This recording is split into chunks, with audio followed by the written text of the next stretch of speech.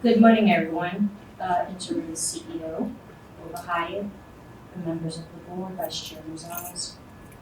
Being that there are no members of the public wishing to provide public comments today, we may proceed with the regular calendar. I'd first like to start with a motion to adopt the minutes of the regular meeting held on Thursday, April 27, 2023. So moved, Gavin. Second, Second, Gonzalez. all in favor? Aye. Aye. Thank you very much. We may now proceed with the regular calendar. I'd like to start with item number 1.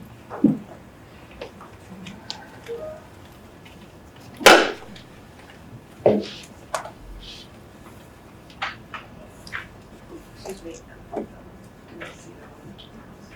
Oh, I'm sorry. I'm so sorry. Yes, to the CEO, please provide your comments. Good morning, everyone. Just quickly, I wanted to provide 2 updates to the board. First, I have wonderful news. As you recall, at the last board meeting, I shared that the pandemic was both a health crisis and a financial crisis for our residents.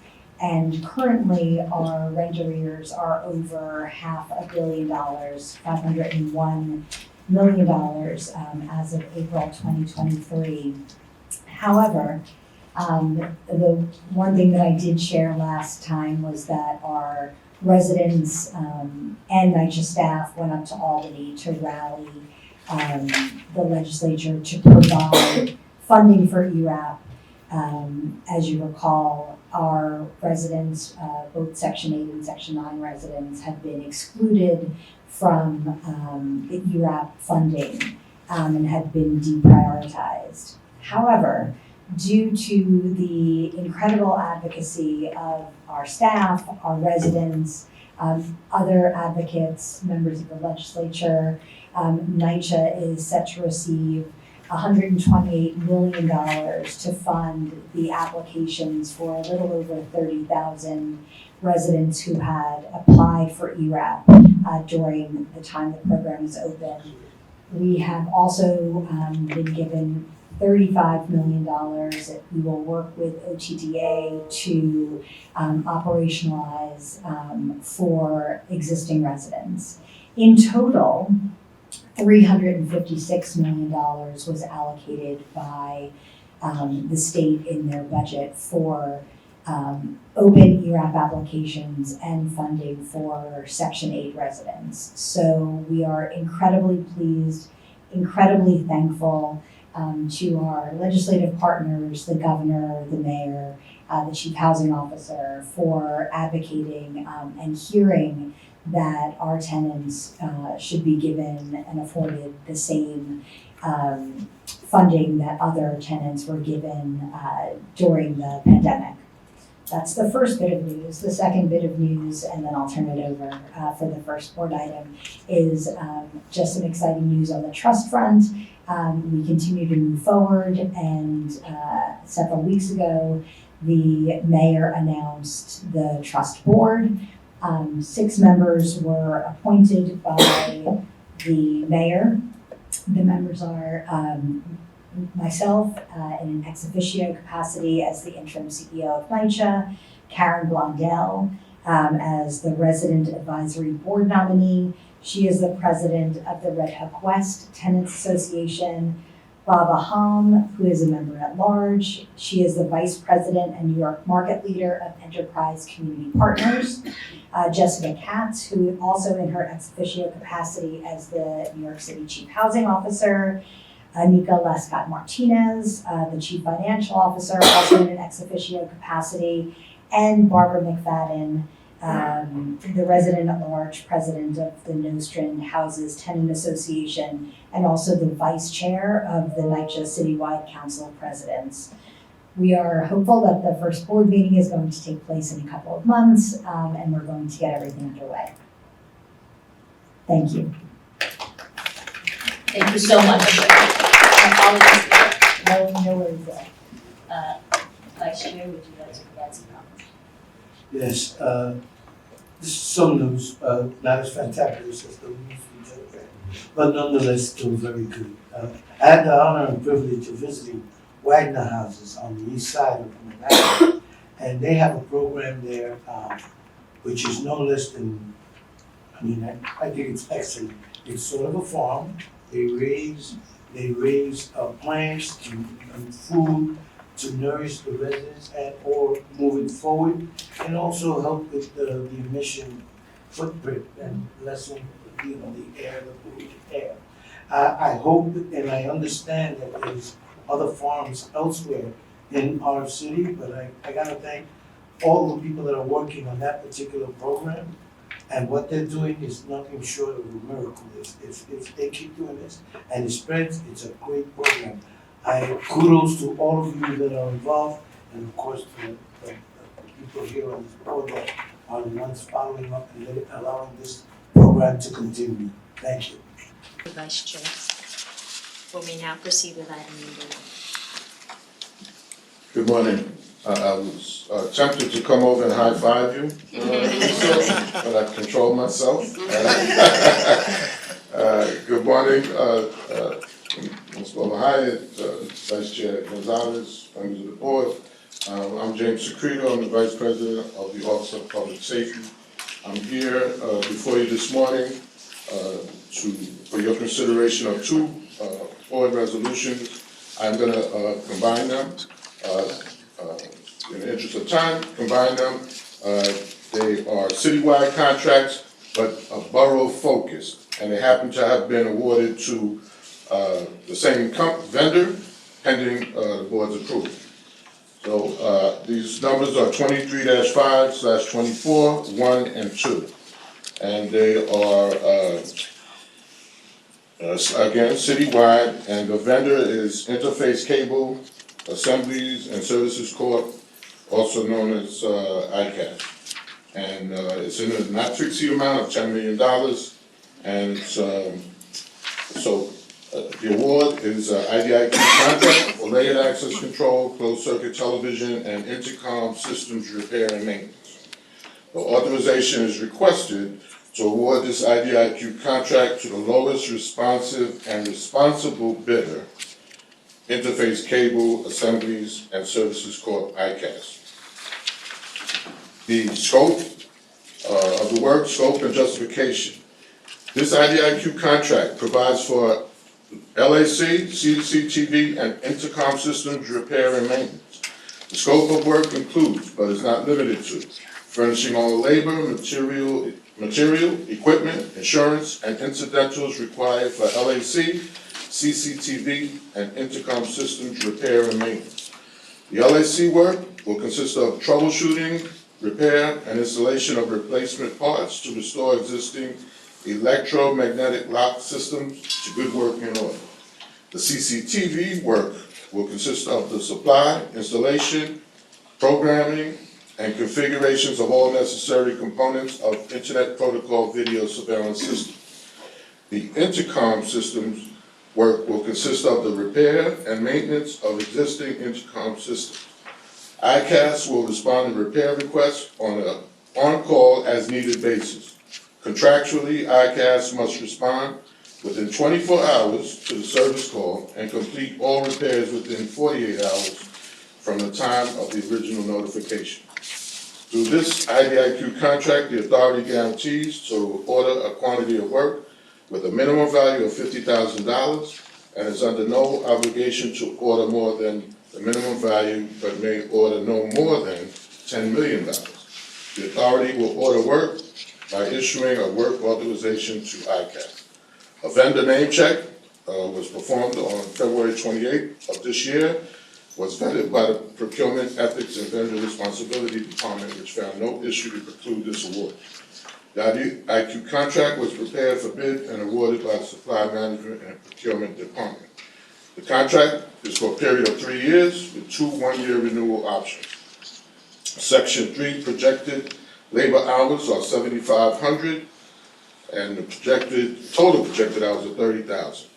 The budget type is operating and the source is federal. And there's 2 identical contracts, same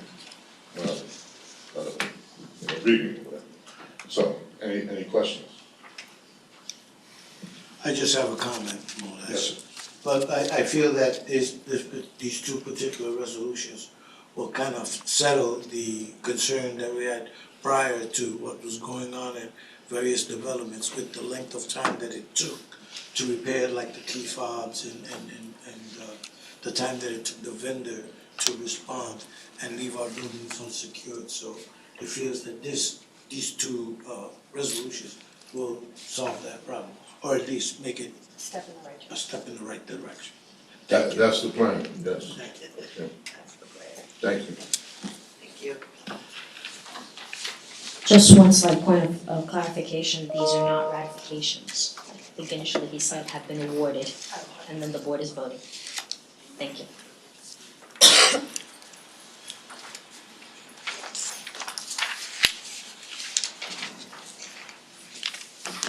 Good morning, board members. My name is Sergio Panecki, I'm NYCHA's Chief Procurement Officer. I'll be presenting items number 3, 4, and 5 for your consideration.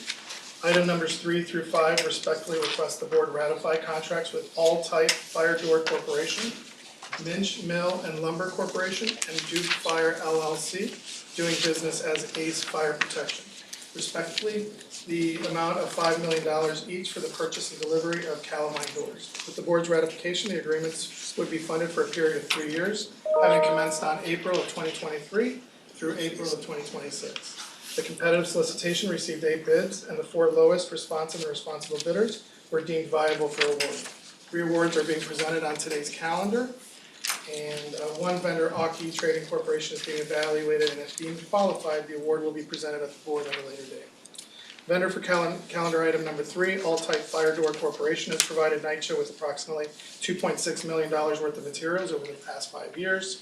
A vendor name check dated February 7th of 2023 was approved by the Procurement Ethics and Vendor Responsibility Unit, citing no awards to preclude award, and that the vendor is deemed responsible for a contract award with NYCHA. Vendor for item 4, Minch Mill and Lumber Corporation, has provided NYCHA with approximately $6 million worth of materials over the last 5 years. Vendor name check dated February 22nd of 23 was approved by the Procurement Ethics and Vendor Responsibility Unit, citing no issues to preclude award, and the vendor is deemed responsible for a contract award with NYCHA. Lastly, vendor item number 5, Duke Fire LLC, has provided NYCHA with approximately $270,000 worth of materials over the past 2 years. The vendor name check dated February 21st of 2023 was approved by the Procurement Ethics and Vendor Responsibility Unit, citing no issues to preclude award, and the vendor is deemed responsible for contract award with NYCHA. Given these contracts are for goods, the Section 3 plan is not required. Therefore, the Supply Management and Procurement Department respectfully recommends that the members approve the ratification of these agreements. Are there any questions?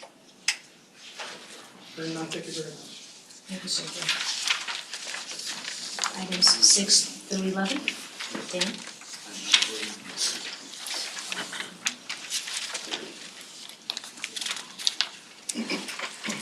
Good morning, board members. My name is Dan Green. I'm the new executive president for property management operations. I'm here today with 6 healthy home contracts, 5 for lead inspections, 1 for asbestos. The lead contracts are all very similar. They're all IDIQ contracts. So the first is for authorization, requesting an authorization to award this IDIQ contract for XRF testing services to the lowest responsive and responsible bidder, M&M Pest Control, EBA M&M Environmental. The first lowest bidder, was deemed non-responsive for failure to submit the required form or proposal as outlined in the authority's bid documents. This IDIQ contract provides for 3 years with a 1-year renewal option. Also provides for 3 1-year renewal options to be exercised at the authority's sole discretion.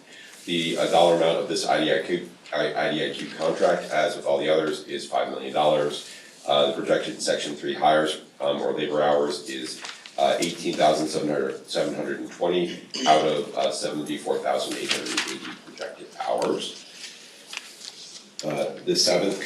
Item 7 is a similar contract, same terms, and it's a $5 million contract. And we're seeking authorization to award this IDIQ contract to the second lowest responsible bidder, Authentica Environmental Services, Inc. As I stated, the first lowest bidder was deemed non-responsive for failure to submit the required documentation. And this contract also provides for 3 1-year renewal options to be exercised at the authority's sole discretion. And the Section 3 projected labor hours for this $5 million contract are 600 out of 2,400 hours. Item 8 is the same terms and conditions again. It's another XREF testing contract. This is with the firm AirTech Environmental Corporation. Same terms and conditions in terms of renewal options. It was the same bidding pool, so the same language applies there. And then the projected Section 3 labor hours are 22,000 out of 88,000 hours. The fourth contract in this ADIQ pool for lead paint testing services or XREF testing services is for Accredited Lead Inspection Inc., DBA Accredited Environmental Solutions. Same terms and conditions, same dollar amount of the contract, which is $5 million. And for their Section 3 plan, they've been approved for other economic opportunities. The final contract in this pool is for Omega Laboratories Inc., DBA Omega Environmental Services. Same terms and conditions, same dollar amount, which is $5 million. And the projected Section 3 hires and labor hours is 1,040 out of 4,160 hours. And that ends the lead IDIQ contracts. The 11th item that I have today, for item 11, is for authorization to ratify a contract capacity increase to IDIQ contract number 202-1520, awarded to Empire Control Abatement, and this contract is for asbestos abatement. So this ratification seeks to increase the contract capacity of this IDIQ contract, which is used primarily for abatement of vinyl asbestos floor tiles, to fund the contract during the remaining 1-year renewal option that is available for this previously approved contract. The amount of this is $25,272,000, and the projected Section 3 labor hours are 13,680 out of 54,600 projected hours. And that ends the environmental contract. I thought you might have a question. No, I just wanted to let you know, I did get the message and we will talk. Okay, excellent. Thank Yes, absolutely. Thank you. Thank you, Dan.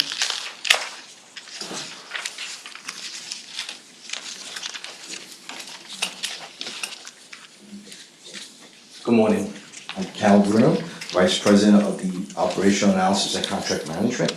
I will be presenting items 12 through 18 for your consideration. Both items 12 and 13 are requesting award to grounds maintenance contracts. Item 12 is requesting award to Encore Construction and Contracting for grounds maintenance services at developments citywide. The services include installation of safety surfacing, asphalt pavement, and additional grounds-related work. It is a 3-year contract with 2 1-year renewal options. The contract amount is for $10 million. The total estimated labor hours are 35,000, and the Section 3 total labor hours are 9,000. Item 13 is requesting authorization to award to Max Builders, also for grounds maintenance services at development citywide. Services include safety surfacing, asphalt pavement, and additional grounds-related work as the previous contract. It is also a 3-year contract with 2 1-year renewal options. The contract amount is $10 million. The total estimated labor hours are 5,000, and the total labor hours are 1,250.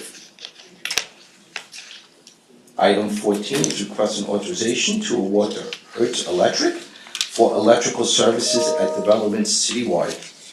Services include repair and replacement of power and lighting distribution systems, light fixtures, and additional electric-related work.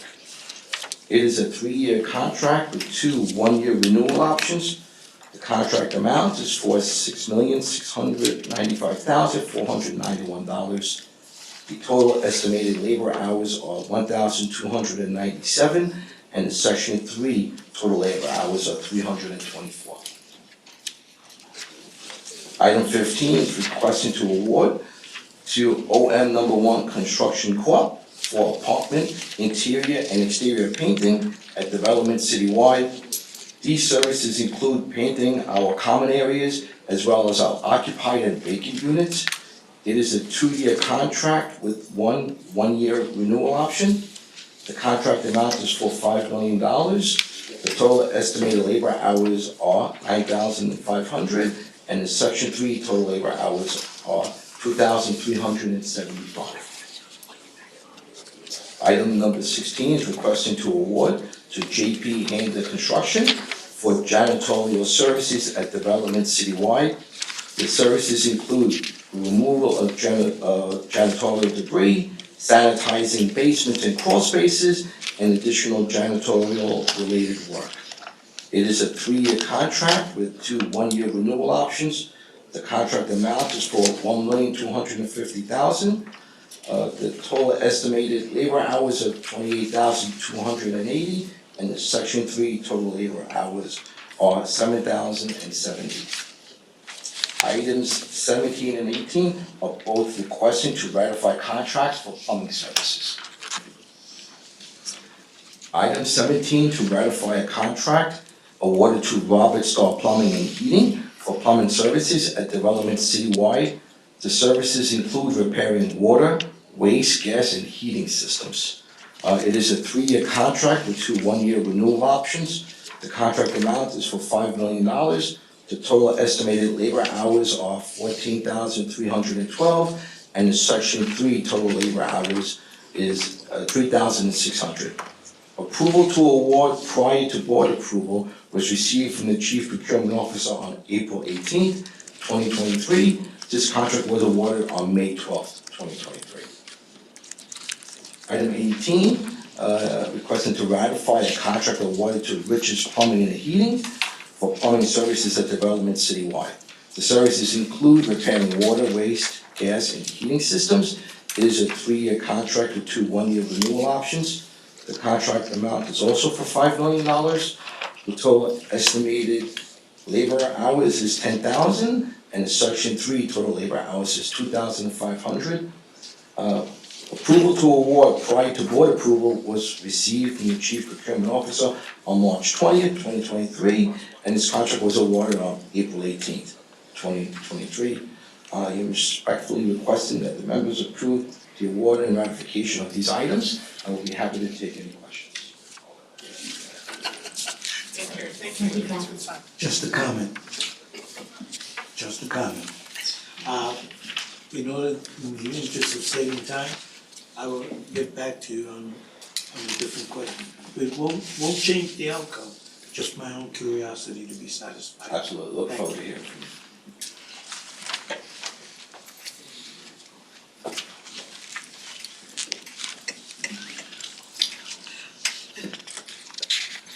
Good morning, Interim Chair, board members, colleagues. My name is Oliver Osterwin. I'm the Vice President for Project Management and Asset and Capital Management, and I'll be presenting the next 10 items for your consideration. Item 19 seeks authorization to award this contract to the lowest responsive and responsible bidder, Zoria Housing LLC, for roofing replacement or rooftop structure renovation at Morrisania Air Rights in the amount of $7,673,499. The scope of work includes but is not limited to removal and replacement of the existing roofing system and related work, including asbestos and lead abatement.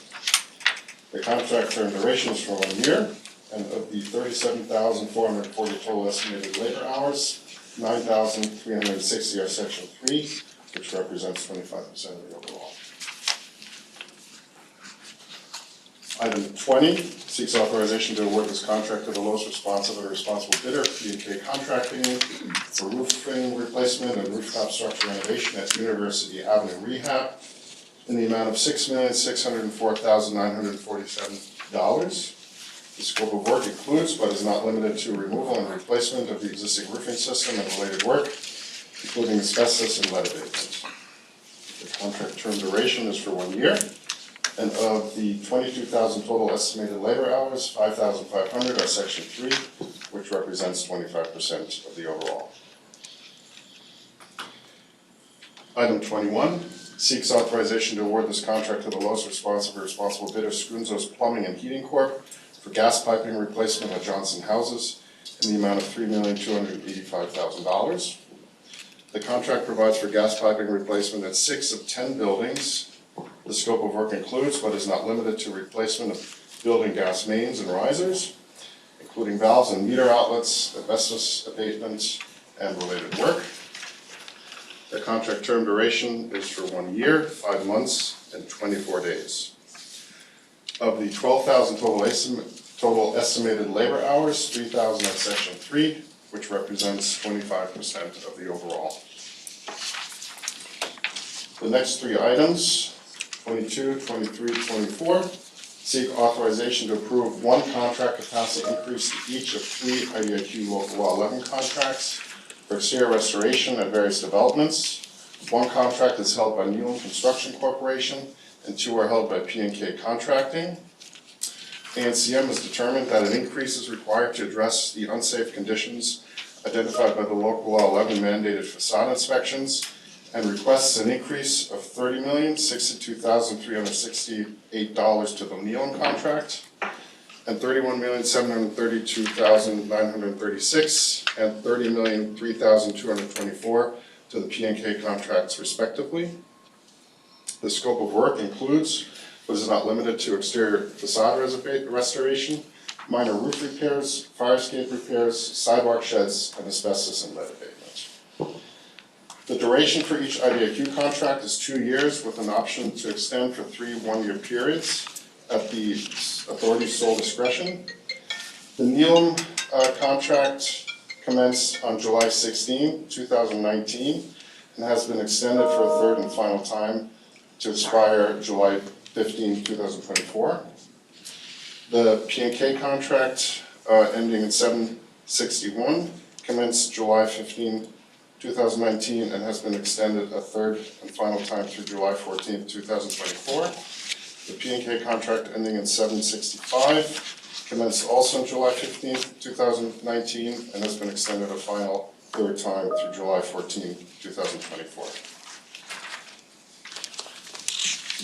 This is a common question, I mean, we went over this, but I wanted to say out loud, this isn't to fulfill the requirement of Local 11 that every 5 years, all 1,400 buildings are inspected.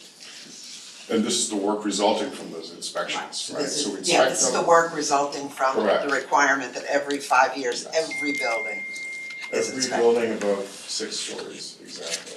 Okay. Yep. So next three items I'll present together as well, 25, 26, and 27. Seek authorization to approve one contract capacity increase to each of 3 IDIQ Local Law 11 contracts for exterior restoration at various developments. One contract is held by Roma Scaffolding Inc. and 2 are held by Zoria Housing LLC.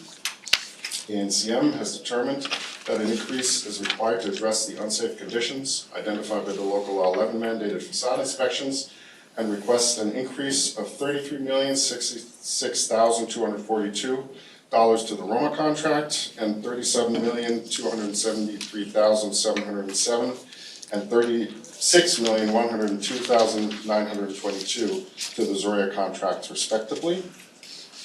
The scope of work includes, but isn't limited to, exterior facade restoration, minor roof repairs, fire escape repairs, sidewalk sheds, and asbestos and lead abatement. The duration for each IDIQ contract is 2 years with an option to extend for 3 one-year periods at the authority's sole discretion. The Roma contract term commenced on August 23rd, 2019 and has been extended for a third and final time through August 22, 2024. The term for Zoria's contract ending in 7/64 commenced October 19, 2019 and has been extended for a second time through October 18, 2023. The term for Zoria's contract ending in 7/67 commenced on October 7th, 2019 and has been extended for a second time to October 2nd, 2023. Because this is a CCI, a contract capacity increase, the vendor name check is not required and Roma will be hiring 7 Section 3 employees and Zoria will be hiring 7 and 7 respectively. Item 28 seeks authorization to reject all bids for a contract for community center upgrades at Bushwick Houses. The scope of work included, but was not limited to, replacing and renovating or adding interior partitions and finishes, flooring, ceilings, roof, basketball courts, kitchens, bathrooms, plumbing fixtures, and accessories. Conversion of the art room into a new recording studio, upgrading heating, ventilating, and air conditioning systems and fire alarm systems and associated work. The estimate was $2,162,977, and 5 bids were received. The lowest was I&A Renovation Inc., and they were deemed non-responsive for failure to submit letters of assent at the PLA for subcontractors from the sealed subcontractor list as outlined in the authority's bid documents. The remaining 4 bids far exceed the budget for this project, and therefore ANCM is requesting authorization to reject all bids. It is unknown at this time if this contract will be rebid, and ANCM will consider in the future to either rebid the project or use an existing job order contract to perform the work. And that was it for me. Oliver, can you repeat the amount for item number 27?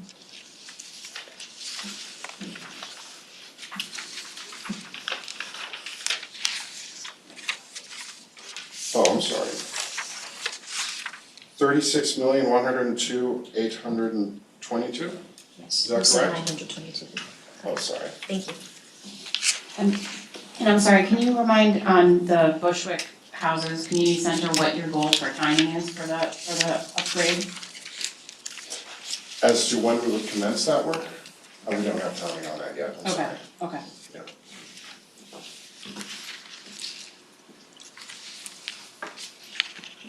Thank you.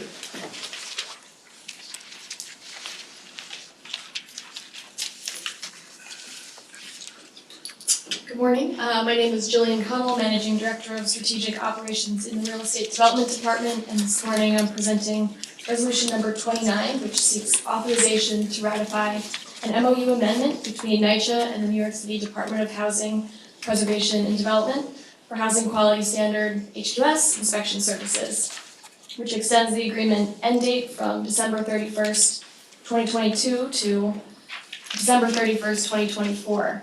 In an amount not to exceed $1,006,983. In terms of background for this item, as you're aware, the Pact program enables NYCHA properties to receive comprehensive renovations, enhanced property management, and expanded on-site social services. And through Pact, developments will be included in the federal Rental Assistance Demonstration, or RAD program. And prior to RAD conversion, NYCHA must obtain the services of a HUD-approved independent entity to perform HQS inspections. And HPD will perform HQS inspections for NYCHA per the MOU being ratified today. NYCHA and HPD originally entered into an MOU for these services in 2019, and in 2021, NYCHA and HPD amended that agreement to increase the funds, extend the term, and update the NYCHA housing units that would be inspected based on the rounds of Pact projects. So, in summary, ratification of this new amendment will allow for the extension of the agreement end date from December 31st, 2022 through December 31st, 2024. And upon board approval, HPD will continue to perform these HQS functions for NYCHA as just described. Happy to answer any questions. Remind me, after the Pact conversion, do we do these quality reviews again? The inspections? Yes. Yes, the HQS inspections continue, but they're not done by HPD, they're done by the leased housing inspectors. And then, so that's an annual inspection and reports to us? They do provide reports in through leased housing for the schedules. Thank you. Yeah.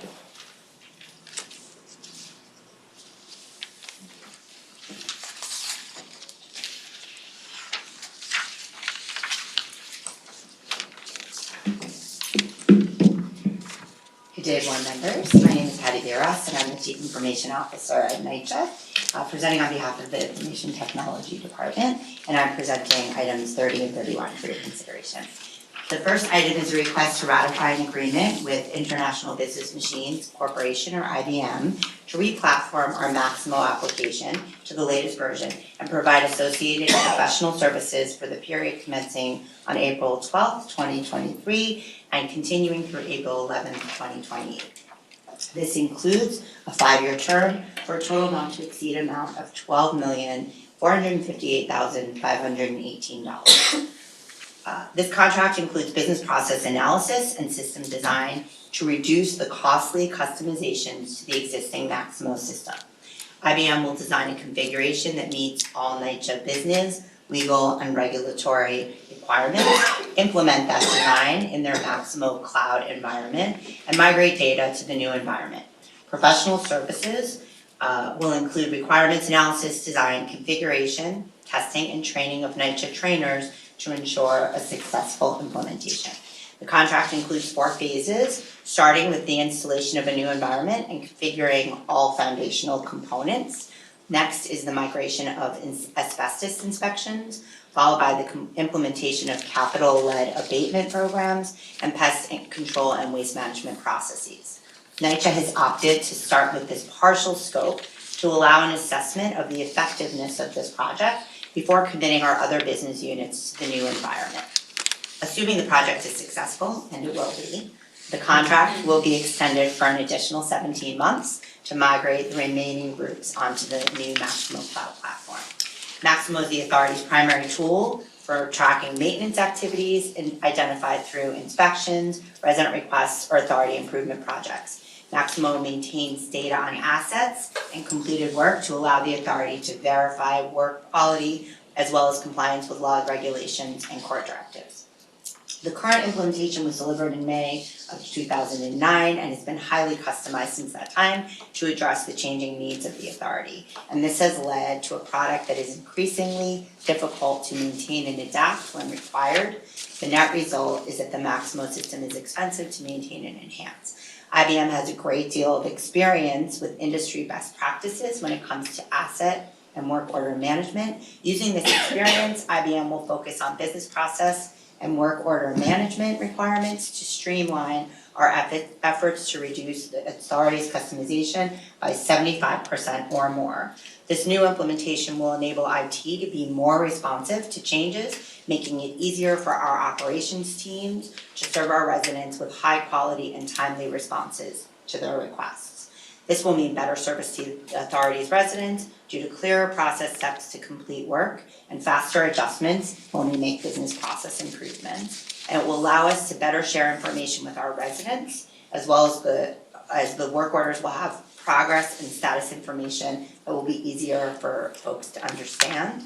In addition to the IT benefits, the authority's business groups will be working with simplified processes that should reduce the total efforts to manage work orders, including managing and reporting our compliance with laws, regulations, and court decrees. This contract was awarded via single source contracts to take advantage of IBM's long partnership with NYCHA, their successful performance in a proof of concept project, their strength as an IT organization, and their unique knowledge of the Maximo platform. This experience puts IBM in a unique position to help the authority with both the business and technical issues that impact our current work order management systems. Thank you, happy to address any questions.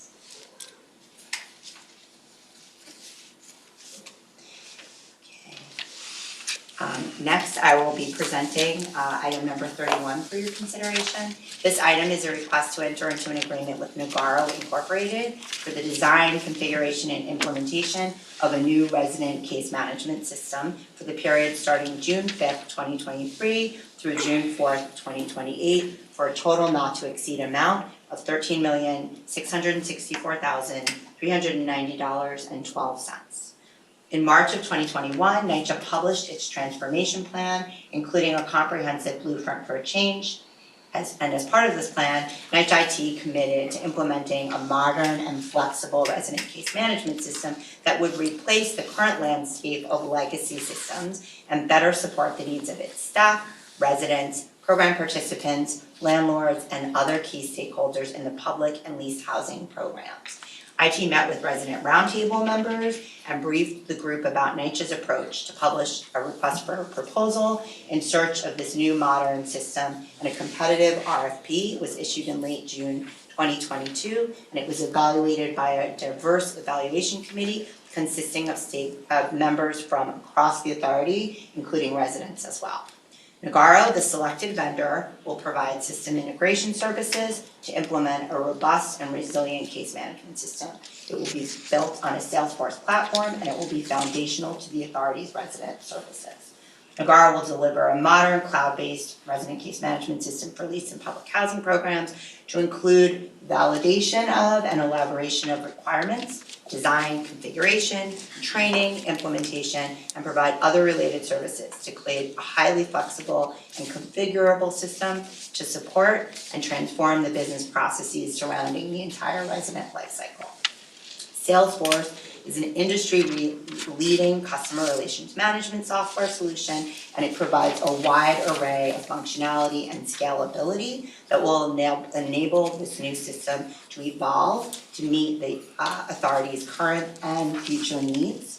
The goal of our CMS is to cover the full range of resident processes, and these processes include intake, waitlist management, eligibility determinations, vacancy management, transfers, reasonable accommodations, annual and interim recertifications, lease renewals, contract rent changes, inspections, termination and evictions, and lots of other processes, including communications and other document repositories and other types of things. The solution will address key functional areas across stakeholder communications, tenancy administration, customer service, public and leased housing operations, resident information management, performance tracking, analytics and reporting, compliance, quality assurance, financial transactions, and legal management. The solution will have functionality built to engage with the authority's residents, other city agencies via a self-service portal, a mobile app, NYCHA's customer contact center, kiosk at walk-in centers, email, and simple paper mail as well. The new solution will provide many benefits to residents, staff, landlords, and other stakeholders, including an enhanced user experience, improved communication and collaboration, easier access to resources and services, enhanced transparency, which is very important, of course, and accountability, time and cost savings, robust data collection and analysis, and improved customer service. By involving residents during various phases of the full implementation, we aim to create a more user-centric and effective system that is embraced by residents, improves efficiency, and leads to better outcomes for all of our stakeholders. I'm happy to answer any questions. Yes. Just a statement. Again, in the interest of saving time, there'll be a question that I need answered just to feed my curiosity, regardless of what the outcome is today, okay? Yeah, Thank you. sure. Thank you so much. Thanks for your time.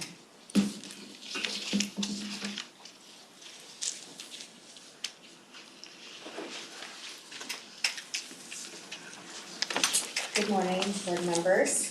My name is Marissa Schaefer. I'm the Vice President for Transactions in the Real Estate Development Department, and I'm presenting item 32 for your consideration.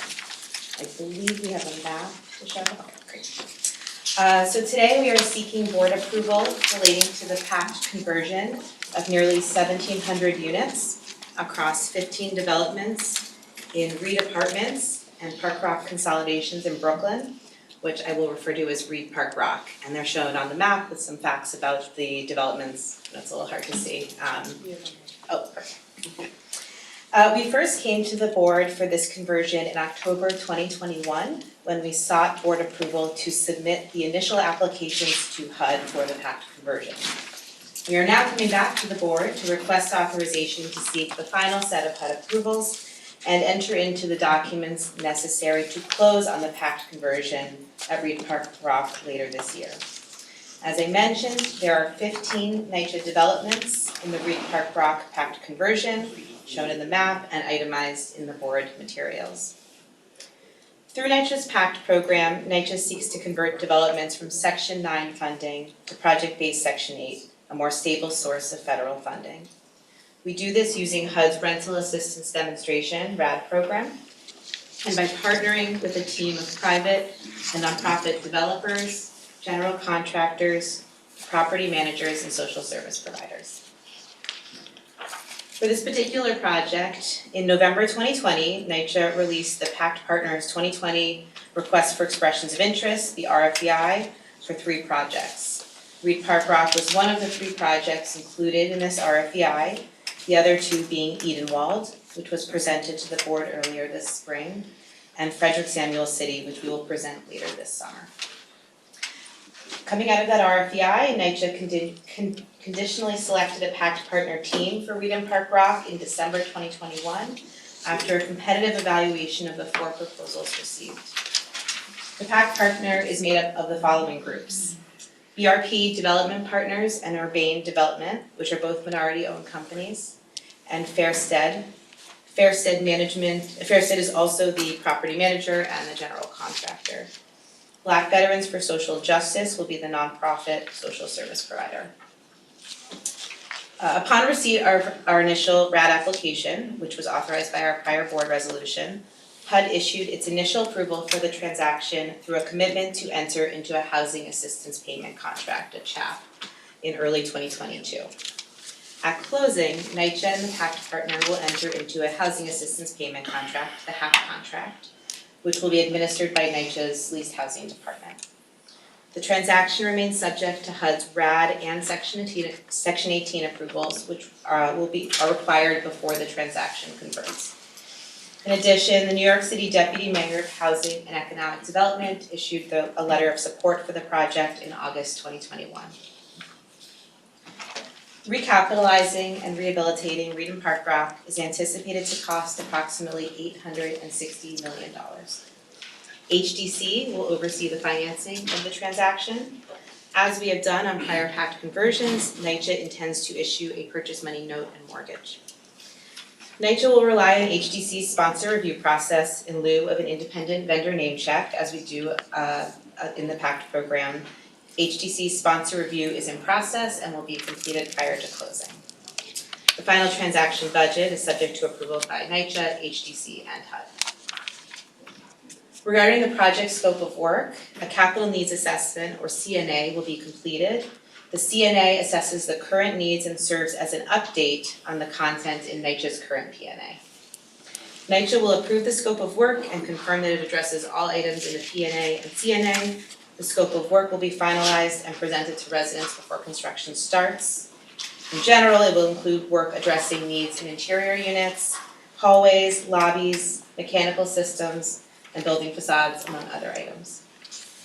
In terms of resident benefits, Reed and Park Rock residents will benefit from a comprehensive renovation of their homes and from HUD's RAD resident protections and affordability restrictions, and will have the same basic rights that they do under the public housing program.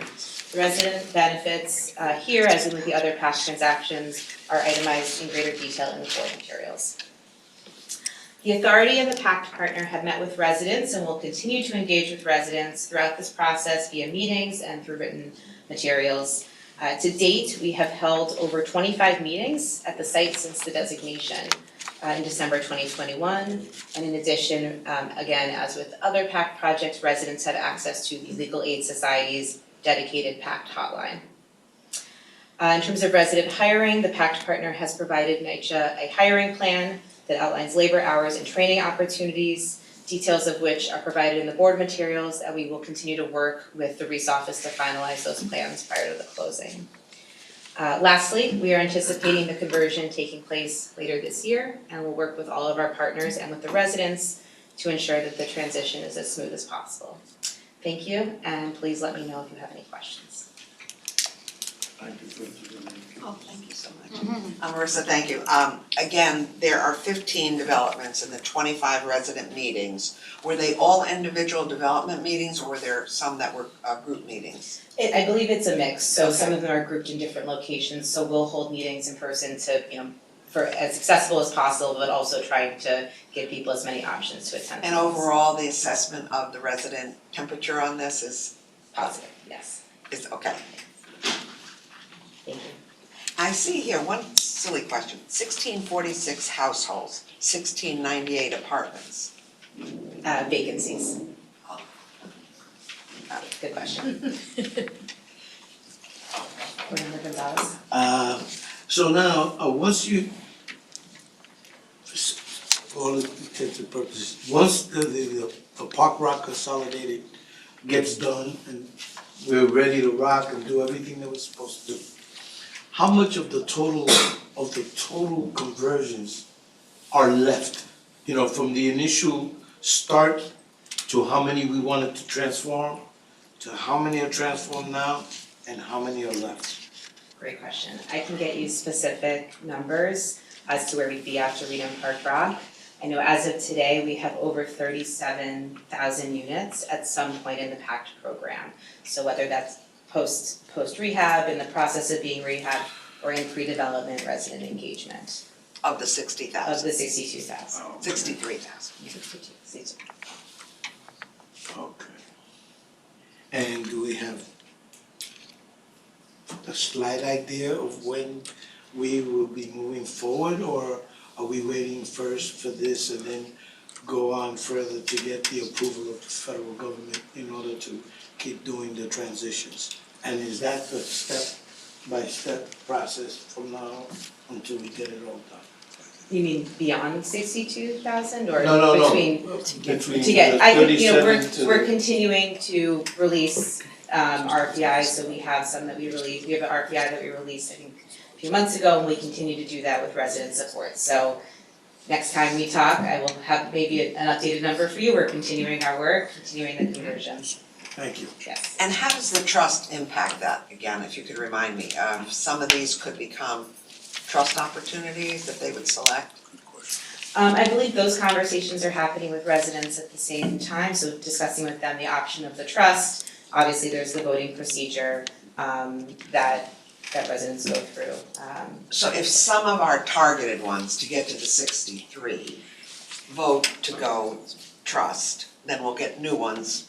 So we don't necessarily have target developments. It all starts with engaging with residents, understanding what they want for the future of their development. So beyond what we have released publicly, there's no target, there's no list beyond that. We are discussing with the residents to see, we make sure that this is something that they want for their development, and then we can add it to the pipeline. And if they become a target for the trust, then they would be voting on one or the other.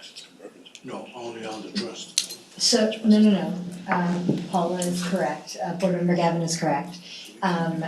The residents of that particular development would decide whether or not they want to stay as a Section 9 development, whether they want to proceed down the Pact route, or if they want to proceed down the trust route. So now it poses another question. So we aimed at 63,000 to begin with. So are we saying if the trust now takes some of the stock into the trust, will that number lower or remain the same, and we'll just go elsewhere to find developments to fit into the 63,000? So there's no, as Marissa said, we don't have a list of the 62,000 units that are slated to proceed through Pact. So resident engagement is going to be incredibly important. And we have enough apartments to have enough people choose either. So we don't have to worry about an inventory of apartments. There will be plenty of opportunities for people to choose either, and then we will follow the residents' lead. Okay, so then begs to answer the question. So 63,000 was just a number that we came up that we needed in order to convert, and now it doesn't necessarily have to be 63,000 because we have the other option of the trust? Is that it? 62,000 was, I think, the commitment and the target for the Pact program initially based on discussions with HUD, and that was what we're initially authorized to do with HUD. Correct. I think it is neither a ceiling nor a floor, but remains a target. It was just a number. Okay, thank you. Any other questions? Thank you.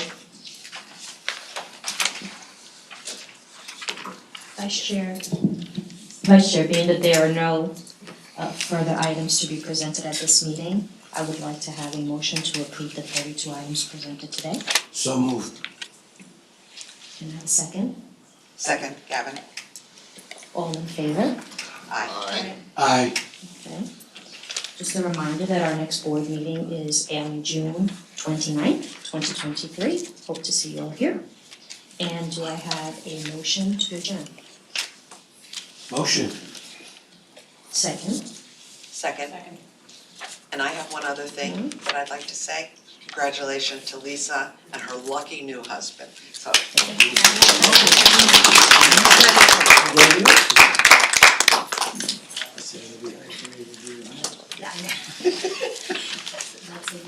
Do I have a motion? We are adjourned. Emily, unanimous? Yes. Okay, but you said you had Oh, I see something what to say. you're saying. Sorry. The time of adjournment is 11:04. Everyone have a great day and Memorial Day weekend be safe.